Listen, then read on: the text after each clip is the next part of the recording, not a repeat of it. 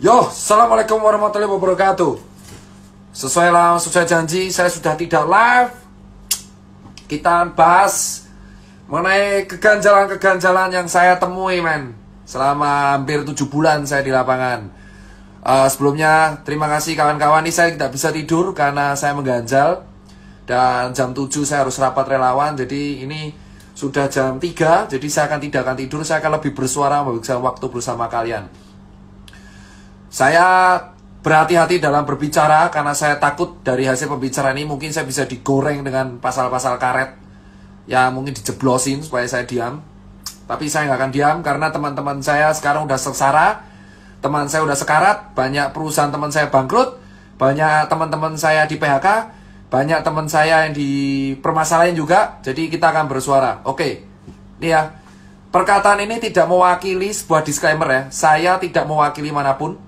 Saya tidak mewakili dokter, saya tidak mewakili UMKM, saya hanya berbicara sebagai seorang warga negara Indonesia yang mempunyai hak untuk berbicara.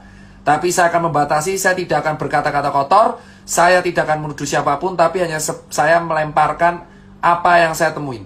Gini, pertama, kita akan bahas mengenai yang namanya rapid test, ya kan? Rapid test serologi pada bulan Maret 2020, bosku. Ya, asal kalian tahu, pada bulan Maret 2020, ada sebuah statement di koran yang mengatakan alat deteksi COVID diimpor. Pada saat itu orang rame-rame pengen memiliki alat tes COVID ini yang bernama rapid test serologi. Ya kan? Rapid test serologi ini pada waktu itu dihargai 400 sampai 600 ribu. Yang kita nggak tahu ini sahihnya gimana, efektivitasnya gimana, diimpor dari negara mana, diproduksi negara mana, tapi tiba-tiba ada di Indonesia. Pada waktu itu Persatuan Dokter Klinik di Indonesia sudah mengatakan dengan sangat jelas rapid test serologi tidak bisa dijadikan batasan gold standar, ya, tetapi hanya bisa dijadikan sebagai alat screening. Gold standar tetaplah PCR swab test. Alih-alih untuk melakukan pemasaran PCR swab test atau menekan harga swab test supaya lebih murah dan bisa dijangkau oleh semua warga, tetapi kita malah mengimpor jutaan pasang rapid test, bosku. Entah itu pihak swasta atau pihak resmi.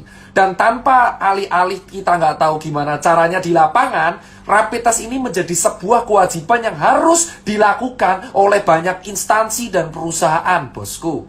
Ya, ada kalau kita transport harus pakai rapid test, harus kita kuliah harus rapid test, kerja kantoran harus rapid test. Ya, sekarang saya tanya kepada semua orang yang mendengarkan ini ataupun melakukan cek rapid test, tanyakan pada diri Anda masing-masing, tanyakan pada hati nurani Anda masing-masing.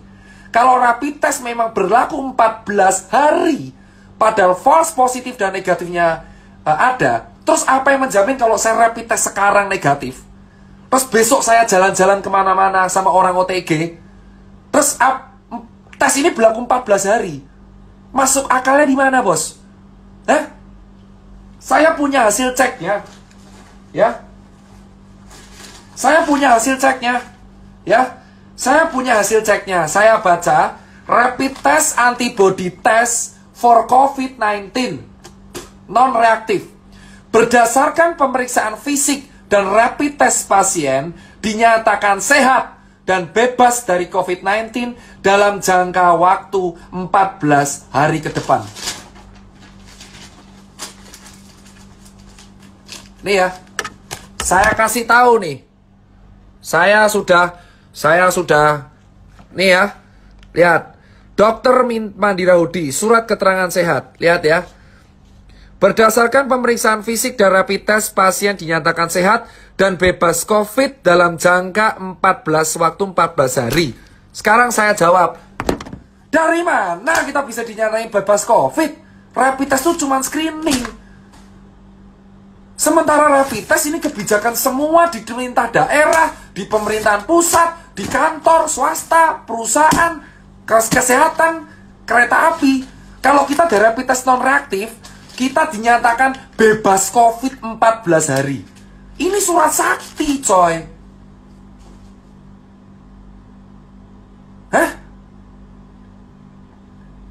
Sekarang kalian pikir pakai logika ini hal pertama, saya di lapangan 7 bulan, saya tidak mewakili manapun, tidak mewakili relawan, tidak mewakili nakes, tidak mewakili UMKM. Saya berbicara sebagai Tirta. Nih, 14 hari. Kalau kamu rapid test, membayarkan sejumlah uang untuk rapid test, itu screening. It means kalau screening, ya itu berlakunya harus didiagnosa. Terus kalau kamu screening, ditulis rapid test antibody non-reaktif, kamu akan mendapat surat keterangan sehat. Yang dimana surat keterangan sehat ini sesuai kebijakan akan berlaku 14 hari. Jadi kalau kamu ya membawa surat ini, bosku, dan ini baru satu, ada di berbagai perusahaan banyak surat ini keluar, kamu bisa kemana-mana bebas 14 hari, bosku. Sekarang bayangkan kalau kamu punya surat ini, terus kamu makan di restoran, kamu dugem, gak pakai masker, gak pakai apapun, kamu punya surat ini, kamu tinggal tunjukin, men, saya bebas COVID loh. Terus, hah? Lu pikir pakai ini ya? Sudah jelas gold standarnya tuh PCR swab, bos. PCR swab adalah gold standar untuk menentukan seseorang. Terus kenapa bisa di Indonesia rapid test dijadikan sebuah syarat administrasi untuk kita kemana-mana, bos? 7 bulan saya dites berkali-kali, dicoblos berkali-kali. Kalau saya negatif, saya mendapatkan surat keterangan sehat bebas COVID. Screening jadi bebas COVID. Hah? Lu pikir, bos, ini baru satu hal, bos. Sekarang pertanyaannya, kedua, jika memang ini screening, gold standarnya PCR, kenapa dari awal bulan Februari ketika COVID merebak di Wuhan, kenapa negara kita tidak membeli swab test dalam jumlah yang besar? Kita sudah tahu Indonesia itu tidak memiliki fasilitas kesehatan yang lengkap. Sekarang semua orang berteriak, kapasitas ICU kita penuh. Memang karena dari dulu, 10 tahun yang lalu, emang fasilitas kesehatan kita terbatas dan belum merata. Yang Jakarta sama Papua itu beda jauh. Kenapa anggaran kita tidak dipakai untuk merapikan fasilitas kesehatan kita? Kenapa anggaran kita tidak dipakai untuk memperbanyak swab test sehingga swab test menjadi murah dan bisa dijangkau oleh semua warga? Kenapa kita order rapid test? Hah? Kenapa kita order rapid test?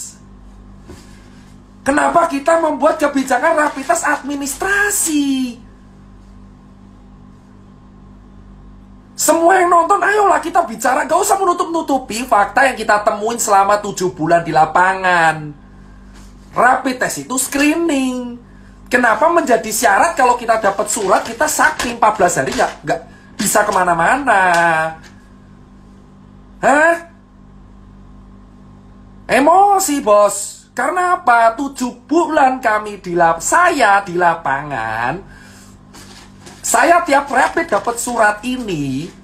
Saya kemana-mana, ke pasar, kontak dengan orang, ya, ke daerah red zone, ya. Lalu kita survei ke rumah sakit darurat, kita donasi kemana-mana. Benar?